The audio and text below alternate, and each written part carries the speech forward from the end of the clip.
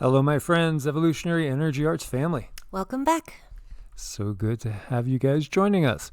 Giants have fascinated humans forever. With all the fairy tales, Jack and the Beanstalk, and yeah. Oh, it goes on and on and on. And of course, many people are very familiar with the biblical tale of David and Goliath. Yep. Yeah, and Goliath, with the height given, would come to about a 9-foot tall being. That's pretty tall. It is, but then there's also legends of giants, and perhaps there's evidence of giants even much, much bigger than that. I think there's a lot of evidence, really. And again, giants are not relegated to just one culture. This is global. You have these legends everywhere. Every single country, every single people have these legends, stories, fairy tales of giant beings. So how could that be? There's got to be a basis in fact, right? So this is South Africa, and this is Michael Tellinger, who has done a ton of work on discovering the Annunaki and the legends of giants, as well as helping to establish Ubuntu, which is it's trying to make a new way of doing things outside of the system. And as soon as we talk about giants or Anunnaki, we're going to get a little Wikipedia thing attached to this video. So there's something there when, that happens.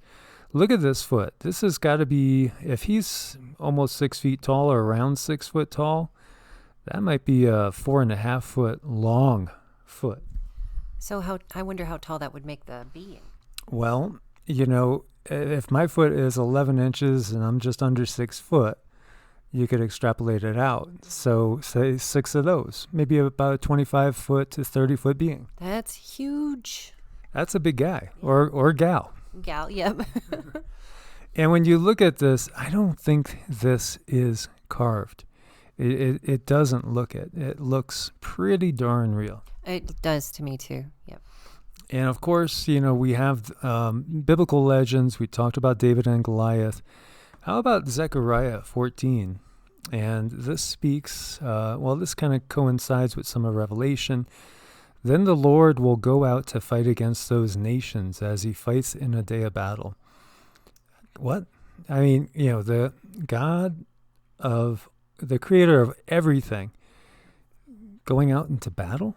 Now, that sounds a lot more like what we see in other, cultures as well, because we know from the Sumerians that the Annunaki, those who came down from the heavens, or, if somebody comes down from the heavens, well, I guess, could you look at them as fallen ones? Could you look at them as, fallen angels? What's the definition of an angel? An angel is a messenger of God. Now, characterized as having human form with wings and a halo. But when you look at it, it basically comes from the Greek angelos, which means messenger. So it's just simply a messenger of the gods. So a fallen angel could very well be a messenger of the gods that came from somewhere out in the sky, somewhere up in the heavens, down to earth. Absolutely. I believe that too. Yeah, see, so it's not always either or. A lot of times there's both involved here. And we could also, when we talk about angels, most definitely there are what we would consider angels, which we would in the Hindu tradition call them devas, or basically they are part of the realm of nature spirits because their purpose is to kind of hold things together. Tend to the creation. And we think of angels in the biblical sense, we think of that as well. Tending to the creation, doing the will of God. Getting back to this, or we could say of prime creator source, because the word God has been there's so many different ways people look at it. So there is a source, a single source, according to many traditions, not every, but many. And then there's also these divine, quote unquote, beings of perhaps higher intelligence, higher intellect, higher spiritual capacity, higher technology as well. And we might look up to them as if they were gods if we didn't know better. Exactly. So then the Lord will go out to fight against those nations as he fights in the day of battle. On that day his feet will stand on the Mount of Olives, east of Jerusalem, and the Mount of Olives will split in two from east to west, forming a great valley, with half the mountain moving to the north and half to the south. Interesting.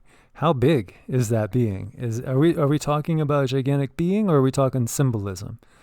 Again, it all depends on how you look at things. Some people will look at that literally.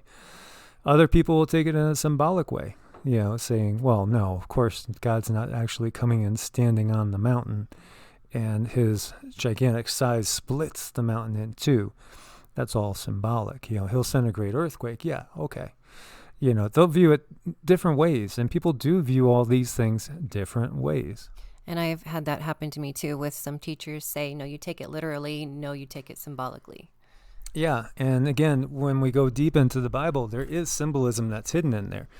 There's references to the chakra system. There's references to Kundalini. There's references to ascension and human potential as well. And then there's just the parables. As we remember, it was clearly stated that Christ taught in parables to the masses because that was what the common people could understand and glean some sort of insight into. But he taught the mysteries to his inner circle. Yes, he sure did. So if we're taking it all at just a literal level, we are missing out on the mysteries. Yeah, we are, and that's too bad. And yet we have the mystery traditions in the Western esoteric system, and we find that they go along with a lot of the Kabbalistic traditions of Jewish mysticism, which would make sense, and also of Hermeticism as well. And there's also Gnostic mysticism as well. So this is actually a really good paper that Peter Chatway put together, talking about giants in the Bible, because there's more than one race. Yes, many races, actually.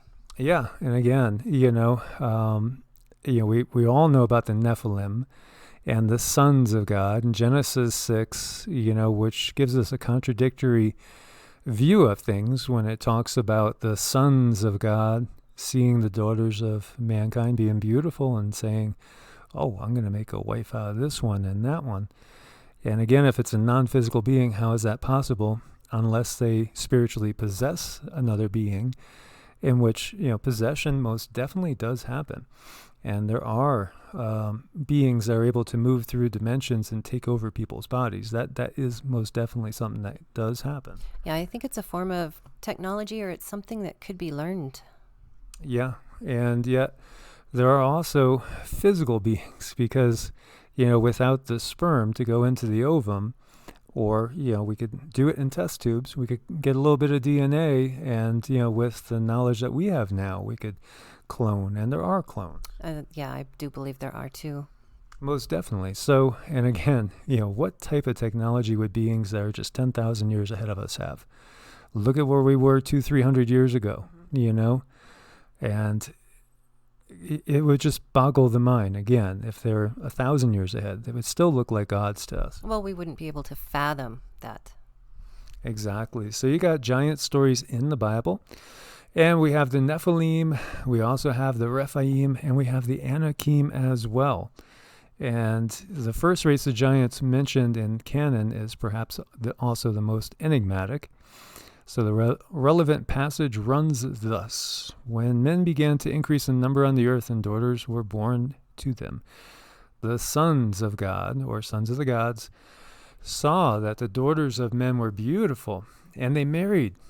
They actually married any of them they chose. Then the Lord said, my spirit will not contend with man forever, for he is mortal. His days will be 120 years. And we've talked about that. We've talked about the second chromosome, which is spliced. We've talked about the legends. There are Chinese legends that say that in the ancient days, man had the powers of the gods, but the gods put blockages in the chakras. And then man, was basically, it's very much like the Bible, would live no more than 100 years at most. Right, exactly.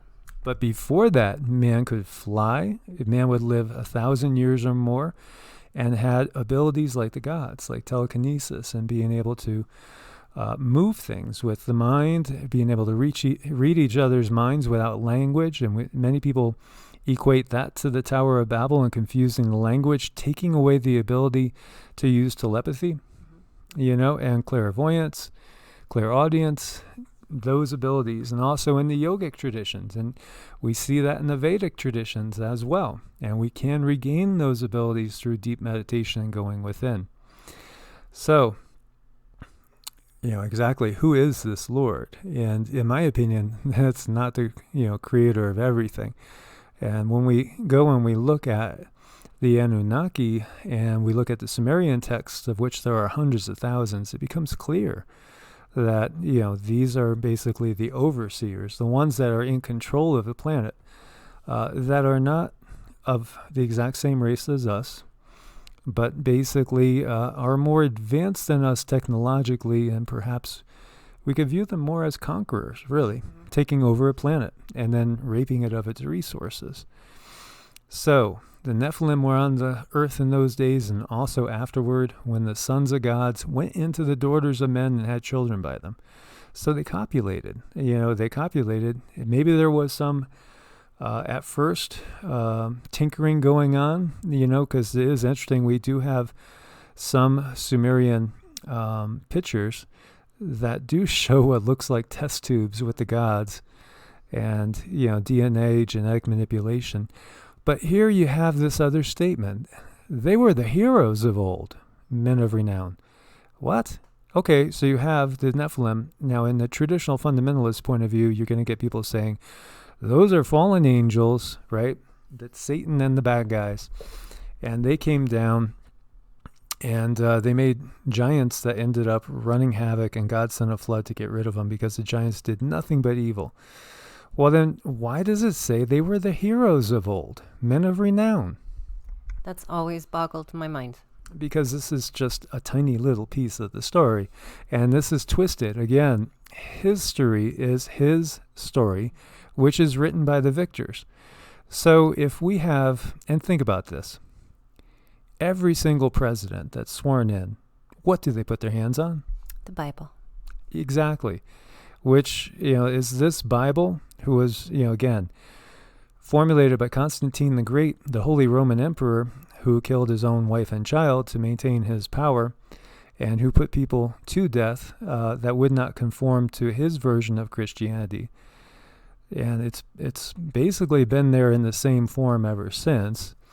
Of course, the masses didn't get to see it until the Reformation, until the printing press came out, and we actually ended up getting English translations. And in the Catholic Church, even to very recent days, they only did the Mass in Latin. And most of the people didn't understand Latin, so they didn't even know what they were listening to. Right, so that was very deliberate.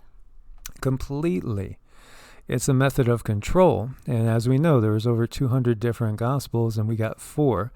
And there's revisions, as we've talked about. Thousands of revisions. You could go and look up and see where words are crossed out, and the oldest of the texts that we have, and new words are inserted. So most definitely it's not the authoritative word of God, but it is the authoritative word of those that are in power here and have been in power. And so they have corrupted things, they've twisted things, they've edited things, they've edited our history, his story. It's their story. And, a lot of people don't know these details, and they're very important. Yeah, so what we really have going on is an Annunaki tale. Mm-hmm. It really is. And when you look at the Annunaki, each one of them had their own city-state. And, there was a different deity that was in each of them.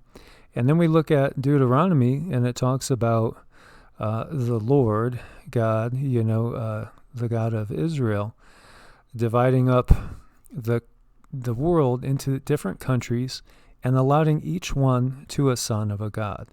So each one got their own inheritance, quote unquote. And this is the origin of kingship, which is given from on high, and it's still here to this day. So when we see the presidents and the rulers of this world, they're still reporting back. Yeah, and it's important to know these things because you can form the bigger picture. Yeah, they are reporting back to those that are still in charge, but just not in our public view. Right. So when people talk about, all these different things and don't realize that the system that's in place right now is still the same system that's been in place for thousands of years. It's only morphed. And, the Sumerian system became the Holy Roman Empire, which has morphed into, the Holy Roman Empire of like Charlemagne, and then it broke down. The power was in the church, and each of the individual city-states in like Italy, for instance, had a different ruler, but the church was really controlling things. And the church controlled things all the way up, until the Reformation time. But by that time, the whole system was strongly in place, including the, British Empire, upon which the sun never set. And we were, looking at a movie last night that was showing the Great Irish Famine and how, all the grain and stuff was being shipped back to England. Meanwhile, the Irish people were starving to death, knowingly. And this is the system that's still in place, and it's one that uses fear and greed, to control those that will allow themselves to knowingly control the population. Yeah, and many people are kind of unaware of these things, and they're very proud of the system, not knowing these details. And so the Nephilim, all the people saw them of great size. So when we look at over here, and he puts a good question, but first, why should we look at the Nephilim at all? Why should they be considered giants and thus included in the paper that he's writing about giants? And the answer can be found in Numbers 13, 32, and 33, which is the only other explicit reference to Nephilim in the canon. So, again, canon's what's in the Bible, basically. You do have pseudepigrapha, you do have books that were not accepted into the Bible, but have made the rounds, like the Book of Enoch, for instance. In this passage, the Hebrew spies tell the desert wandering comrades, this is getting back to Joshua's time, all the people we saw were of great size. We saw the Nephilim there. The descendants of Anak come from the Nephilim. We seem like grasshoppers in our own eyes, and we look the same to them. How big were they? I mean, a grasshopper is about an inch tall. Mm-hmm. So if I'm 72 inches tall, then, how big were these if you take a 6 foot tall man? Right. And, we should be taking this literally. Or should we? So, are they exaggerating? Because we could go and we could look at Roger's work at Mud Fossil. And I think what we have is like a lot of different things going on here. We really, really do. And so it's just fascinating. Now, how could they kill them if they were that big? If you just took, 7 times 6, 400 foot tall. How many people in those days throwing spears and stuff and shooting arrows and, using slingshots would it take to kill a 400 foot tall giant? Right. And, what about the oxygen? That would take a lot of oxygen to keep a being like that up. Yeah. And then also we do know that way back in history, the time of the dinosaurs, there was a lot more oxygen. And things have gotten smaller on Earth, even though humans are currently getting a little bit larger because of nutritional advances. But at the same time, would the Earth today support the massive size of like a brontosaurus or bigger? I don't know. I don't think so. There was definitely more oxygen. The planet was warmer. It had rampant global warming, but life was abundant. So there again is another thing that gets twisted. Yeah, so it just boils down to we're not being told the whole story. No, not at all. And so, I'll have all the links for you guys. And again, not all the scholars agree on all this. People debate this, and many people think that, they've got the whole story and they're taking everything completely literal. So you have the Rephaim as well, despite the famous enigma that is the Nephilim, the race of giants who permeate the greatest span of Israelite history is the Rephaim, and they are first mentioned in Genesis 14:5.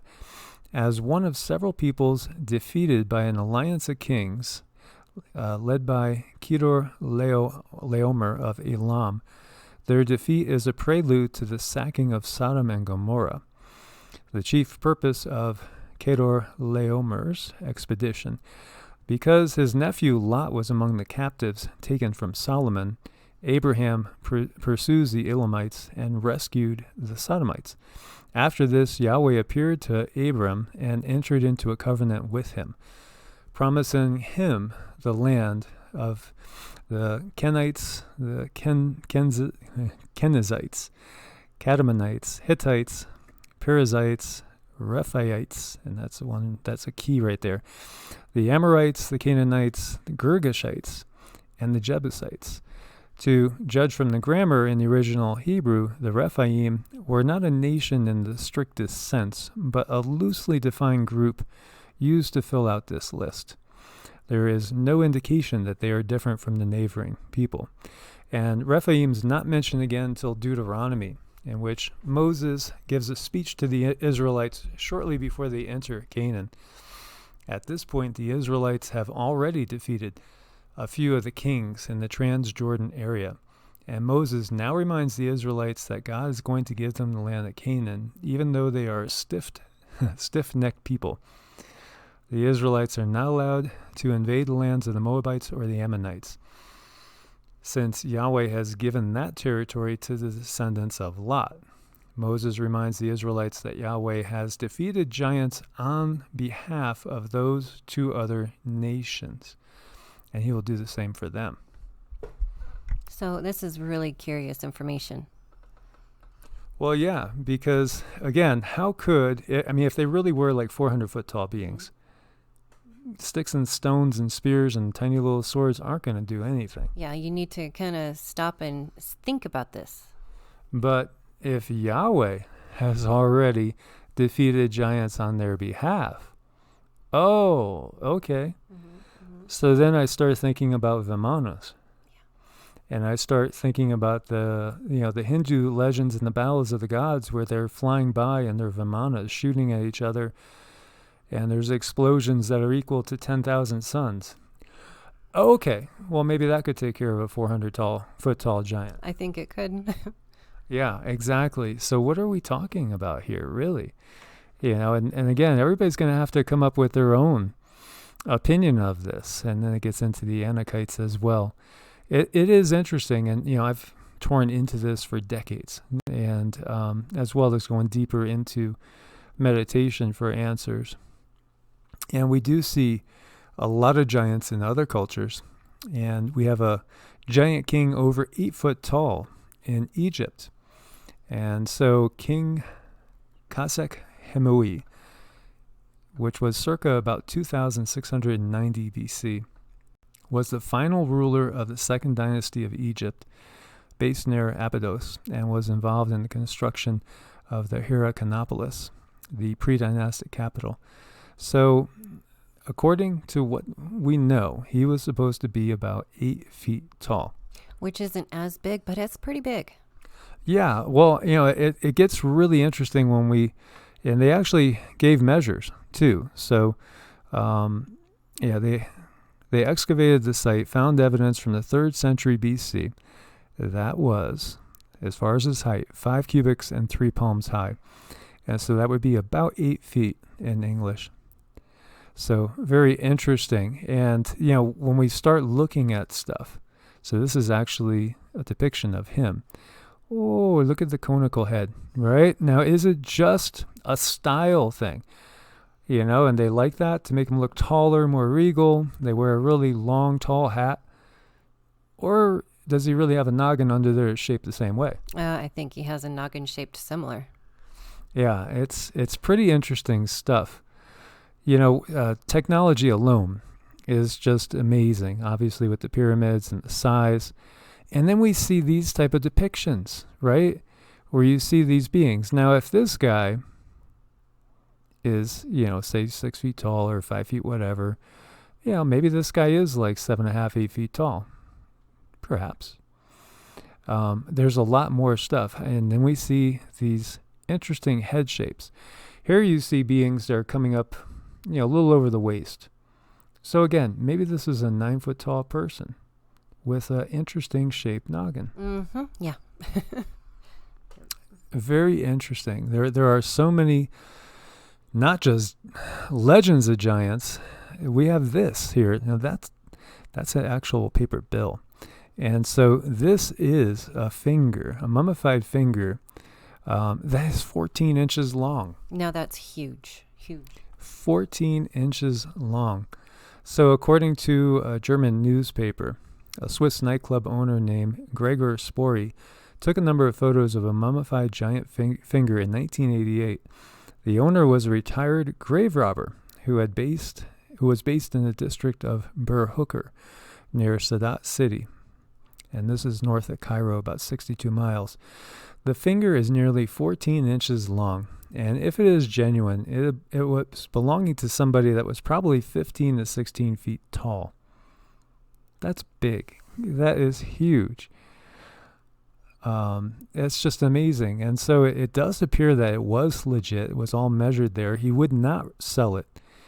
He refused to sell it. He said it was in the family. It's going to stay in the family. It was too important. So, that's really interesting. We do have a 7-foot mummy that was unearthed, but you could say maybe there was something going on with his HGH production, and because there is gigantism, it's real and could be glandular, possibly. And then we have the giants in art over and over again. So are they just saying that, because they're the ruler, they're so much greater than the average person? I don't know. When you see a person here again, it's coming up to about their butt. Mm-hmm. This person is probably 10 foot tall, and then they have the conical head. And this comes up over and over again. How about these sarcophagi? Look at the size of this. This is probably 14 feet at least, I would guess. Yeah, I think that's pretty huge. Yep. It's everywhere we look. We have these legends. And you can see the servants next to the giants here. Now, these might be a good 15 and 16 feet tall, just that would fit that finger. Yeah, I would take these ones literally. And then we have some of the statues, which, of course, that doesn't mean anything. It doesn't mean that there were beings this size. Now, we see these people here, those would be gigantic if that's the case. But, of course, they could just be referencing their grandeur and remembering them in their grandeur as they were rulers. And here again, we see people that are perhaps typical size. Do you think these are little kids carrying standards, or do you think these are supposed to be adults? If they're adults, then we have somebody that's probably 8 to 9 feet tall, and we have somebody that might be 20 feet plus. Yeah, that's pretty big. This is everywhere in Egypt. Everywhere in Egypt.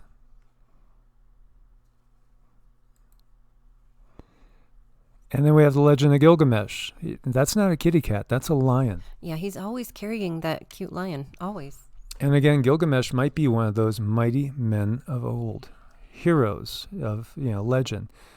A demigod, so to speak. Half man, half of whatever they are. Yeah, and there's so much evidence of them. You can't just simply dismiss it and turn away. There's too much information on it. Most definitely. And, of course, with the Sumerian legends, man was basically created to be a slave race and to do the dirty work because the Igigi would no longer do that. And, here we see depictions of, you can see how big this being is, probably 18 feet tall maybe, with a whip, telling the slaves get back to work. Yeah, it looks pretty brutal. And again, each one of these divine beings, one of these sons of the gods, had their own city-state and, were in charge. They would actually be thought to be in the temple, and they would bring them the first sacrifices, and they would, just like in the biblical tradition of killing lambs, slaughtering lambs and burning the meat because the aroma was pleasing to the gods. That's I've never liked that ever. Well, they liked lamb barbecue. And again, that would make you think that they actually would be physical and actually would be eaten. And these depictions, again, coming up barely over the knees, probably an 18-foot tall being. There's so many of these. We jump over to the Americas, and we hear, legends of the first explorers coming over here and seeing these races of beings that were 10 feet tall. I think these are very true.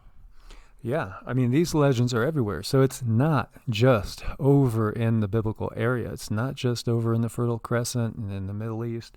It's everywhere. Every single culture has these legends.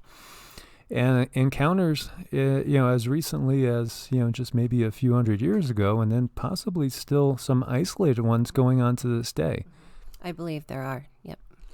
I did a couple videos on Judaculla, one on Judaculla Rock, which is in North Carolina, close to Asheville, and another one on the Devil's Courthouse.